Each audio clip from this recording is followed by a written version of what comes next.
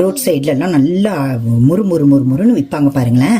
அந்த மாதிரி காலிஃப்ளவர் எப்படி செய்யறதுன்னு பார்க்கலாம். இந்த மாதிரி வந்து ஒரு 2 பூ கிட்டத்தட்ட நான் எடுத்திருக்கேன், மீடியம் சைஸ் பூ. இந்த மாதிரி நல்லா மஞ்சள் பொடி, உப்பு இதெல்லாம் போட்டு நல்லா கழுவிட்டு வச்சிருக்கிறேன். காலிஃப்ளவர்ல கலக்கிறதுக்கு 2 டைப்ஸ் ஆஃப் ப்ரிப்பரேஷன் செஞ்சு வச்சிருக்கேன். ஒன்னு லிக்விடாவும், இன்னொன்னு வந்து ட்ரை பவுடராவும். அதுல என்னென்ன இன்கிரீடியன்ஸ் கலந்து இருக்குன்னு சொல்லிட்டு என்னுடைய சமைப்பமாக சேனல்ல இருக்கு. அதனுடைய ஃபுல் வீடியோனுடைய லிங்கையும் இதனுடைய ஷார்ட்ஸனுடைய ஃபர்ஸ்ட் கமெண்ட்ல கொடுக்குறேன், செக் பண்ணி பாத்துங்க.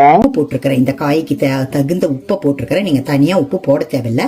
இப்போ வந்து ஃபர்ஸ்ட் இதை நம்ம ஆட் பண்ணிக்குவோம். இதுல இந்த லிக்விடை கண்டிப்பா நீங்க போய் இந்த மாதிரி செஞ்சு சாப்பிட்டு பாருங்க.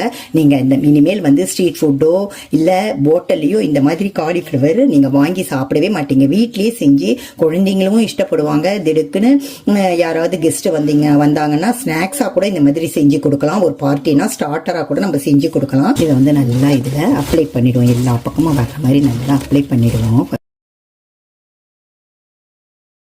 இப்போ இந்த பவுடர் இருக்குது இல்லையா, இதை வந்து நம்ம கொஞ்சம் கொஞ்சமா நம்ம இந்த மாதிரி ஸ்ப்ரிங்கிள் பண்ணிட்டு கிளறி விட்டுக்கலாம். பவுடரையும் நான் போட்டுறேன். இப்ப பாருங்க, இதுல பொடியா கருவேப்பிலைய நான் அரிஞ்சு போட்டு இருக்கிறேன். எண்ணெய் நல்லா காஞ்சிடுச்சு. இப்ப நம்ம பெசரி வச்சிருக்கிற காலிஃப்ளவர்ல எண்ணெயில போட்டுடலாம். இந்த மாதிரி நல்லா வெந்துடுது. பாருங்க, ஒரு பக்கம் வெந்துடுச்சு. இப்போ இன்னொரு பக்கம் திருப்பி விடலாம். நல்லா வறுபட்டுடுச்சு. இப்போ எடுத்துக்கலாம். எவ்வளோ நல்லா இருக்குது ஜூஸ். நெக்ஸ்ட் வீடியோவில் பார்க்கலாம். தேங்க்யூ.